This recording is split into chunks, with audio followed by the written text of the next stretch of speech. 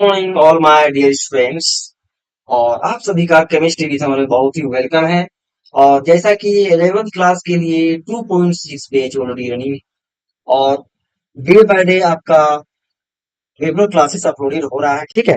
और हम लोग यूनिट 1 मोल कंसेप्ट को स्टार्ट किए हैं। इसके पहले जाकर के आप लोग पार्ट 5 जाकर के जरूर देख लें। इसके पहले टोटल में 5 पार्ट अपलोड हो चुका है। और आज की क्लास में हम लोग बात करेंगे मोल फ्रैक्शन पर और नॉर्मेलिटी, ठीक है। इसके पहले हम लोगों ने मोलरिटी इन सभी के बारे में पढ़ा था। चलिए समझते हैं कंसेप्ट को हम लोग आज के सेशन में। मोल फ्रैक्शन देखिए बच्चे, इसके पहले 5 पार्ट अपलोड हो चुका है। जिन बच्चों ने क्लासेस नहीं किया जाकर के देख लें। सॉरी, जस्ट एक मिनट।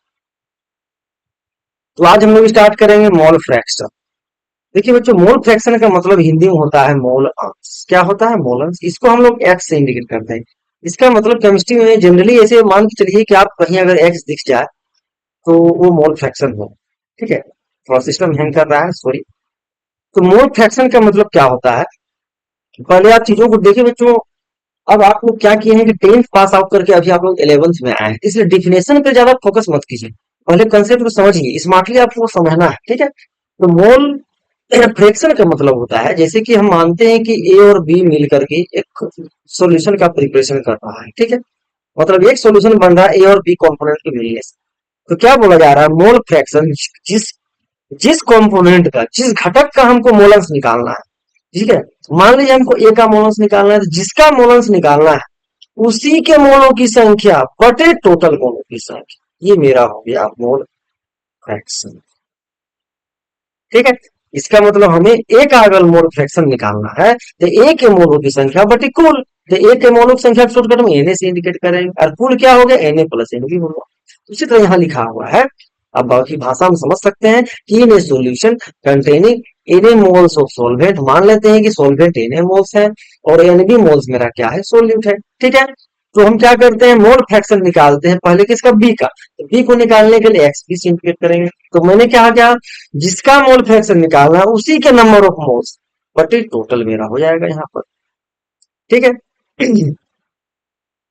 जस्ट लाइक यहाँ पर अगर बात करें हम, तो उसी प्रकार अगर हम मोल फ्रैक्शन ऑफ ए निकालने का प्रयास करेंगे तो एक्स इक्वल टू क्या हो जाएगा? ए के मोलों की संख्या बटे टोटल, ठीक है। इस तरह से हम आसानी से एकदम दिमाग में सेट कर सकते हैं। और हमेशा याद रखना है कि किसी भी सॉल्यूशन के दोनों के मोल फ्रैक्शन का एडिशन हमेशा 1 होता है। दैट मीन्स कि दोनों कोई कंपोनेंट जो है, दोनों घटक, जैसे कि एक्स से सोल्वेंट हो गया और एक्स भी क्या हो गया? सोल्यूट हो गया, विलायक। तो दोनों का एडिशन हमेशा 1 होगा। तो आपको दिमाग में सेट रखना है कि एक्स से और एक्स बी, इन दोनों का वैल्यू हमेशा 1 होगा, ठीक है। बाकी डिफिनेशन आप देख करके लिख सकते हैं, ठीक है। स्क्रीनशॉट ले सकते हैं, टेंशन लेने वाली बात नहीं है, ठीक है। देखिए बच्चों, अभी 11th क्लास में आप लोग आ गए हैं तो आप लोग को स्मार्टली स्टडी करना है, ठीक है। ना ही डिफिनेशन के पीछे मत भागिए ज्यादा, ठीक है। कंसेप्ट को समझना है। तो चलिए इस पर बेस्ड हम लोग एक क्वेश्चन को बनाते हैं। देखिए बच्चों, हम कंसेप्ट के साथ साथ आपको क्वेश्चन को भी डील कर रहे हैं, ठीक है। कंसेप्ट के साथ क्वेश्चन बनाएंगे तो और अच्छा से कंसेप्ट क्लियर हो जाएगा। तो क्वेश्चन क्या कह रहा है कि ए गिवन सॉल्यूशन, मतलब कह रहा है कि एक सॉल्यूशन है consist of 230 gram of ethyl alcohol. मतलब कह रहा है कि उसमें 230 ग्राम इथाइल अल्कोहल है एंड 720 ग्राम ऑफ वाटर। मतलब कि कह रहा है कि 720 ग्राम क्या है? मेरा वाटर है, ठीक है। और इसमें कितना ग्राम मिला दिया गया है? 230 ग्राम मिला दिया गया है, ठीक है। इसको डाल दिया गया है वाटर। इसका मतलब ये मेरा क्या है? एक तरह समझिए आप तो, ये मेरा हो गया ए, और जिसको हम डालते हैं उसको होता है बी। देखिए बच्चों, अभी से आप लोग हैबिट डाल लें कि ए और बी में क्लासिफाइड करने, तब जाकर के आगे हम न्यूमेरिकल पढ़ेंगे तो बहुत ही हम लोग के लिए आसान हो जाएगा। तो कह रहा है कि how to determine the mole fraction of each component. बोल रहा है ईच कंपोनेंट का हमको मोल फ्रैक्शन निकालना है। तो मैंने क्या बोला? जिसका ईच कंपोनेंट का मोल फ्रैक्शन निकालने का फॉर्मूला होता है उसी के मोलों की संख्या बाय टोटल। तो हम पहले क्या करते हैं? इस N B, that means B के मोलों की संख्या निकाल देते हैं। फॉर्मूला क्या होता है मोल की संख्या निकालने का? ऑलरेडी हम पढ़ चुके हैं। जो बच्चे डायरेक्टली इस पार्ट को देख रहे हैं वो गलती नहीं करें, जाकर के टोटल में पार्ट 5 पार्ट अपलोड हो चुका है, जाकर के देखें, तब आपको आज का क्लास समझ में आएगा। तो मोलों की संख्या निकालने का फॉर्मूला क्या होता है? दिया गया द्रव्यमान और बटे आणविक द्रव्यमान, दिया गया द्रव्यमान बटे आणविक द्रव्यमान। तो दिया गया द्रव्यमान कितना है? 230 है, 230। और आणविक द्रव्यमान निकाल लेंगे हम, तो क्या डाले हैं? Ethyl alcohol. तो इथाइल अल्कोहल का हम लोग आणविक द्रव्यमान निकाल लेंगे। जब कैलकुलेट करेंगे इथाइल अल्कोहल कितना हो जाएगा, यहाँ पर 46 हो जाएगा। ठीक है बच्चों, आणविक द्रव्यमान अगर निकालने नहीं आता है, क्या करके आपको प्लेलिस्ट में देखना पड़ेगा वीडियो को। ठीक है, इसको डिवाइड करेंगे तो मेरा आ गया 5। इसका मतलब बी के मोल की संख्या कितना आ गया? 5। उसी प्रकार हम Na मतलब मीन्स कि ए के मोलों की संख्या निकाल लेंगे, तो हो जाएगा इसी का द्रव्यमान अब बट्टे इसी का आणविक द्रव्यमान। तो हम जानते हैं कि वाटर का जो होता है, जल का आणविक द्रव्यमान मोलिकुलर वेट 18 होता है। कितना होता है? 18। तो डिवाइड कर देंगे तो यहाँ पर मेरा आ जाएगा 40। कितना आ गया? 40 आ गया। अब हम यहाँ से मोल फ्रैक्शन निकाल लेते हैं।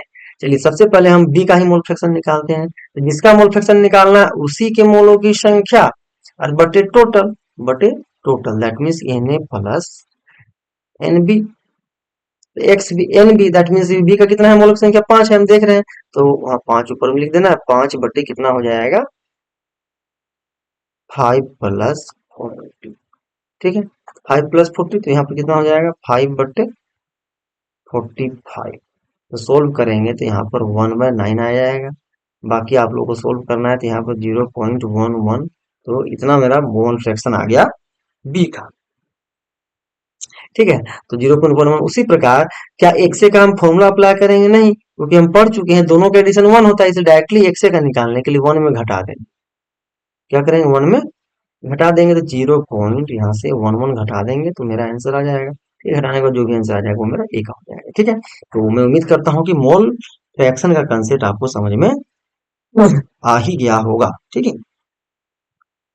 अब देखिए बच्चों, इसके बाद बहुत ही इंपॉर्टेंट कंसेप्ट हम लोग को समझना है नॉर्मेलिटी के बारे में। One of the most important, बहुत ही ज्यादा इंपॉर्टेंट कंसेप्ट याद रखना है नॉर्मेलिटी। इसको हिंदी में हम लोग सामान्यता कहते हैं।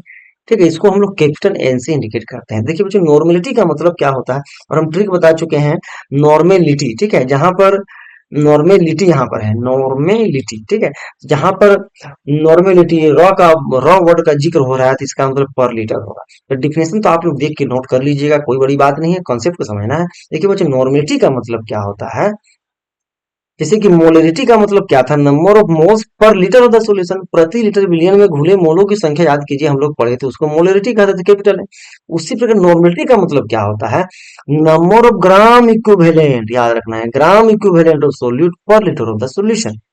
ठीक है, अभी इसको आपको ध्यान नहीं देना है मिली को, पहले समझिए। ग्राम इक्विवेलेंट मतलब ग्राम तुल्यांकी की संख्या, प्रति लीटर विलियन में घुले ग्राम तुल्यांकी की संख्या ही क्या कहलाती है? नॉर्मेलिटी।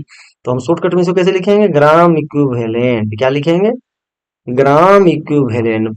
तो प्रति लीटर विलियन में घुले ग्राम इक्विवेलेंट की संख्या ही क्या कहलाती है? नॉर्मेलिटी कहलाती है। अब देखिए बच्चों, यहाँ ध्यान समझना है, ग्राम इक्विवेलेंट ना लिखा हुआ है ना, ग्राम इक्विवेलेंट, इसको हम क्या लिख सकते हैं? ग्राम इक्विवेलेंट का मतलब हो गया अब ग्राम बट्टे इक्विवेलेंट वेट। क्या लिख सकते हैं इसको? ग्राम बट्टे इक्विवेलेंट वेट। ग्राम बट्टे इक्विवेलेंट वेट हो जाएगा। क्या हो जाएगा ये? ग्राम बट्टे इक्विवेलेंट वेट। और इक्विवेलेंट वेट को शॉर्टकट में ई से इंडिकेट करते हैं। किससे इंडिकेट करते हैं? ई से। ठीक है, और इंटू यहाँ पर हो गया 1/वॉल्यूम। ठीक है, ये फॉर्मूला कैसे आया आपको इन चीजों को समझना है। ठीक है, अब देखिए बच्चों, इक्विवेलेंट वेट की जहां तक बात है तो मैंने जाकर के देखिए आप प्लेलिस्ट, इसमें जाकर के अच्छी तरह से हमने क्लियर किया है कि इक्विवेलेंट वेट कैसे निकालते हैं। तो इसलिए बच्चों याद रखिए, आप 11वीं क्लास में पढ़ाई कर रहे हैं तो ये मोल कॉन्सेप्ट ऐसा चैप्टर है कि अगर आप बीच में स्टार्ट करते हैं तो एकदम समझ में आएगा ही नहीं। इसलिए ज्यादा बड़ा बड़ा वीडियो भी हम नहीं बनाए हैं, पर डे का लेक्चर के हिसाब से मान के चलिए 19 से 15 से 20 मिनट का एक एक वीडियो है आपके लिए। आप जाएं और क्यों क्यों जा करके देख लें। और नोट्स बनाना आपका कंपलसरी है, एकदम टेंशन नहीं लेना है आपका। एकदम जिस तरह से पढ़ाई कहीं भी जाकर करते हैं, कहीं भी कोर्स कंप्लीट करते हैं, उस तरह से आपको हम पढ़ा रहे हैं। क्वेश्चन प्लस कंसेप्ट, एकदम टेंशन लेने वाली बात नहीं है। लास्ट में ऑब्जेक्टिव क्वेश्चन का भी प्लेलिस्ट मौजूद है इस चैनल में, जाकर के आप देख सकते हैं। अब हम देखते हैं कि इस डाटा को ये डायरेक्टली कैसे लिखा हुआ है। अब बच्चों याद कीजिए, इक्विवेलेंट वेट जो है इसको क्या लिख सकते हैं? तो हम जानते हैं इस इक्विवेलेंट वेट को क्या लिखा जा सकता है। इक्विवेलेंट वेट का मतलब होता है अगर मोलिकुलर वेट डिस्टर्ब हो जाएगा किसी एक्स फैक्टर की वजह से, इसको हम इधर लिख देते हैं। ठीक है, तो इस तो ग्राम इक्विवेलेंट तो जी तो हो ही गया। और इक्विवेलेंट वेट का मतलब होता है molecular weight by x factor. क्या होता है? Molecular weight by x factor. X factor से अगर वेट डिस्टर्ब हो जाए, और यहाँ पर तो नीचे में वॉल्यूम है ही। ठीक है, अब एक्स क्या चले जाएगा? ऊपर चल जाएगा। अब यहाँ लिख सकते हैं given weight by molecular weight, लिख दिए। और इंटू 1/v, इंटू 1/v यहाँ रहने देंगे और इसको यहाँ लिखेंगे इंटू एक्स, ठीक है। अब देखिए बच्चों, आप ध्यान से समझिए, आप लोग याद कीजिए जरा सा एक चीज, क्या याद करना है कि हम लोगों ने पढ़ा है दिया गया द्रव्यमान बटे आणविक द्रव्यमान को हम लोग एन लिख सकते हैं, इसके जगह हम क्या लिख सकते हैं, एन लिख सकते हैं। बाद बाकी जब इसको सोल्व करेंगे तो कितना आ जाएगा, यहाँ से आ जाएगा, इसके जगह हम एन लिख सकते हैं, तो हो गया एन बटे भी, हुआ कि नहीं, और इंटू एक्स, एन बटे भी इंटू एक्स। और हम जानते हैं कि एन बटे भी को क्या लिखते हैं, मोलरिटी, प्रति लीटर विलियन में घूमे मोलों की संख्या मोलरिटी कहलाती है, इसलिए यहाँ पर लिख सकते हैं एम, और उधर बाकी मेरा एक्स आ गया। तो आपको एग्जाम में पूछेगा रिलेशन कि मोल अंश, ठीक है, मोल फ्रैक्शन और मोलरिटी के बीच में क्या रिलेशन था आपको बताना है। नॉर्मलिटी इक्वल टू फॉर्मूला क्या होता है, एक्स इंटू मोलरिटी। एक्स क्या है, मेरा एक्स फैक्टर है, और हम बता चुके हैं एक्स फैक्टर क्या होता है, वैलेंसी, संयोजकता, बेसिसिटी, ये सब हो सकता है।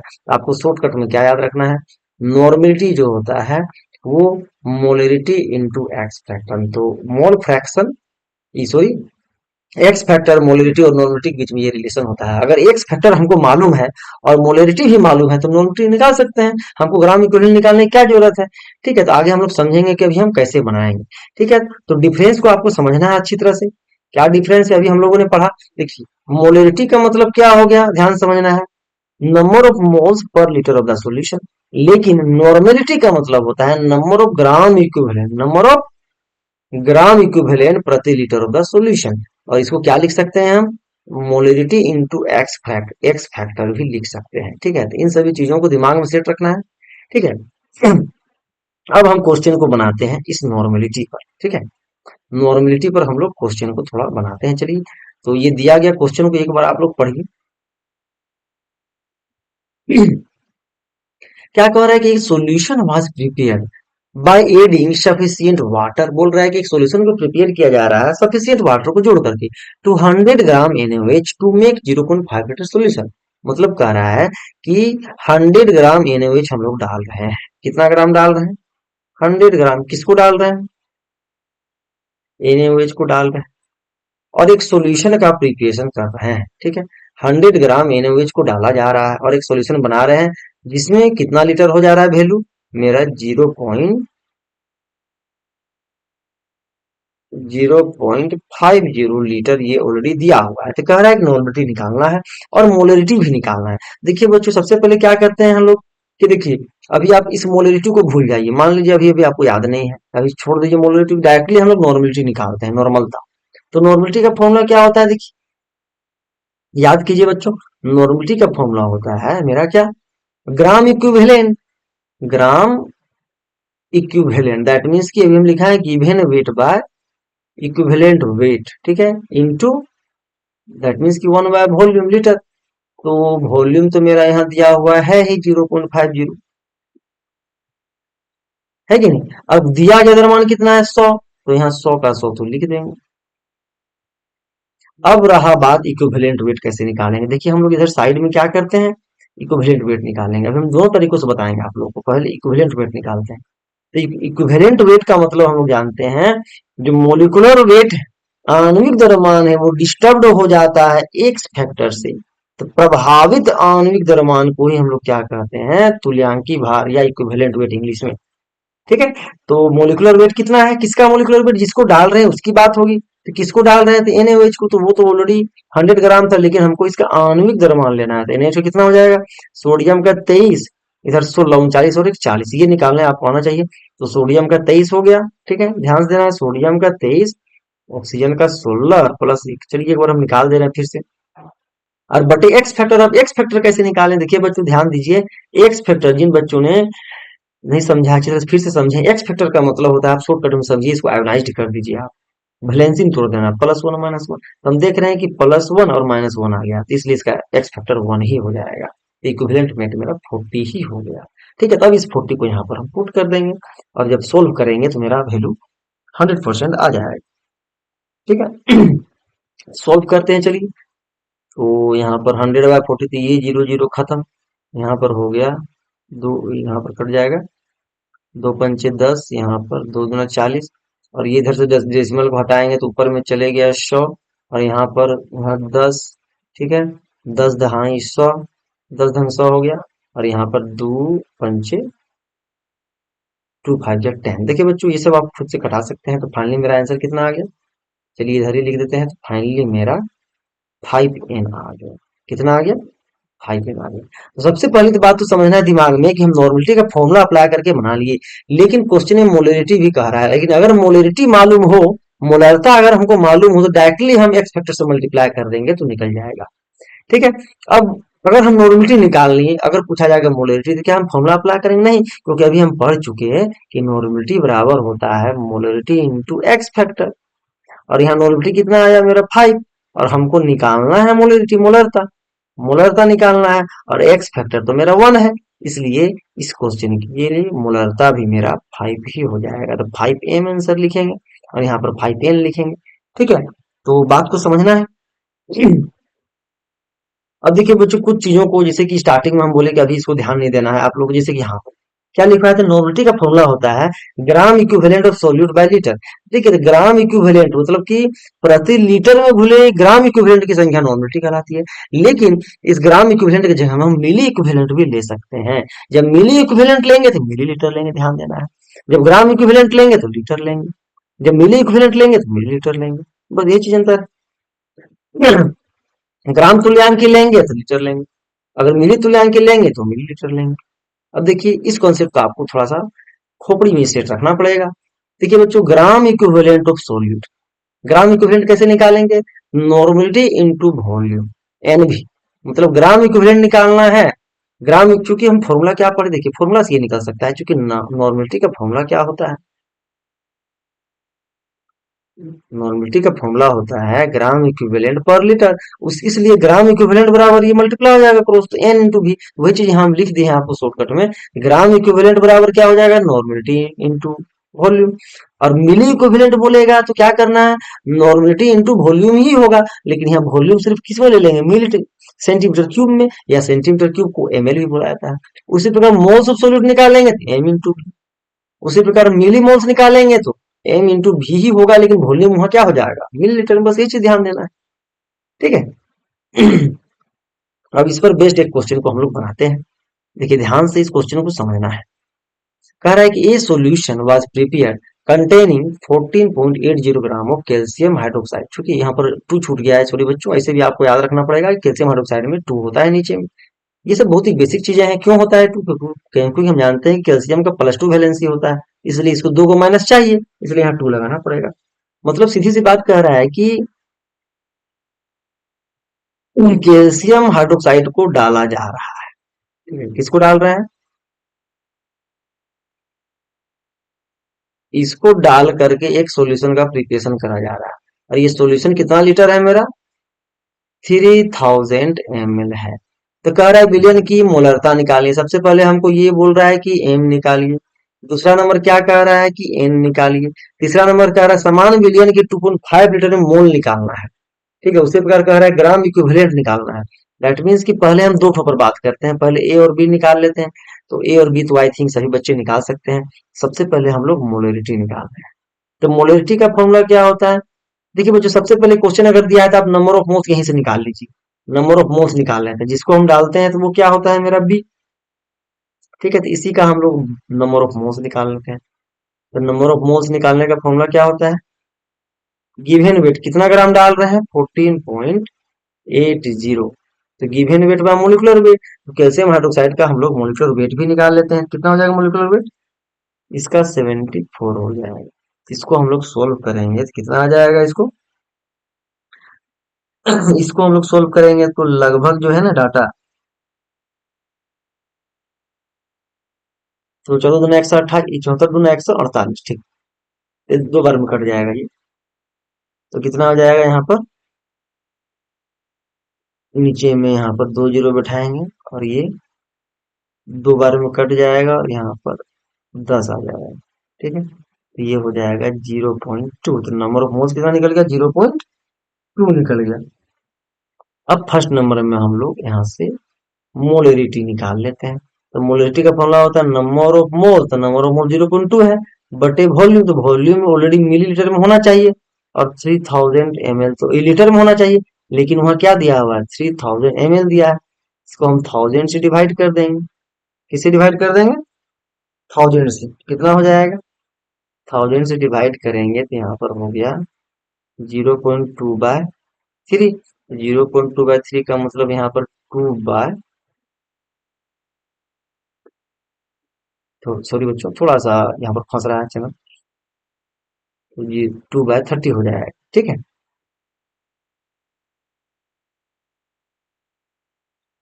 और इसको हम लोग डिवाइड करते हैं, कितना हो जाएगा, इसको डिवाइड करेंगे तो 1/15। कितना हो गया, 1/15 डिवाइड करेंगे तो 0. फिर एक जीरो देना पड़ेगा, फिर 15×6 = 90, फिर आ जाएगा 15×6 = 90, तो 0.666 लगातार चलेगा, तो इसको हम लिख सकते हैं 0.067 कैपिटल एम। और देखिए बच्चों, जब मोलरिटी निकल गया तो हम नॉर्मलिटी के लिए क्या है दिमाग लगाएंगे, क्योंकि नॉर्मलिटी का फॉर्मूला पढ़ चुके हैं, molarity into x factor. X factor तो मोलरिटी तो ऑलरेडी है ही यहाँ पर 0.067, और एक्स फैक्टर कितना हो जाएगा, 2, क्योंकि एक्स फैक्टर क्या होता है, चार्ज वैलेंसी। तो हम देख रहे हैं कैल्शियम में कितना, +2 है, +2 - 2, इसलिए हम 2 से गुना मल्टीप्लाई कर देंगे, तो 0.134 कैपिटल एन मेरा, ये मेरा नॉर्मेलिटी निकल गया, ठीक है।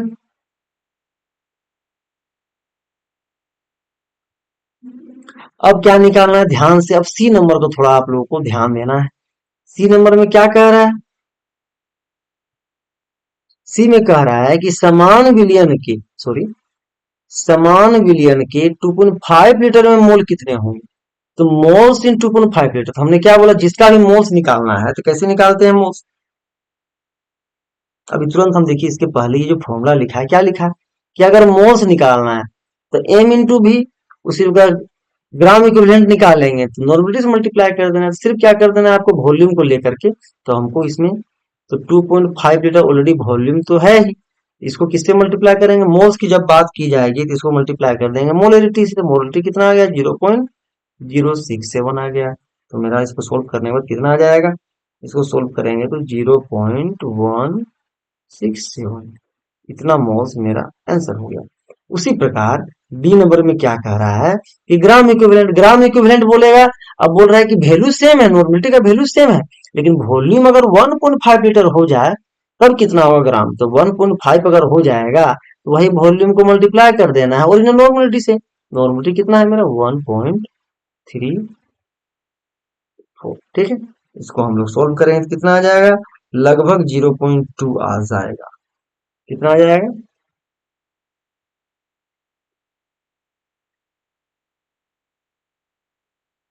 0.2, ठीक है। तो 0.2 ये मेरा ग्राम इक्विवेलेंट हो गया, क्या हो गया ये मेरा ग्राम इक्विवेलेंट, दैट मीन्स की ग्राम इक्विवेलेंट की संख्या, और ये हो जाएगा मेरा मोल्स, इतना मोल्स,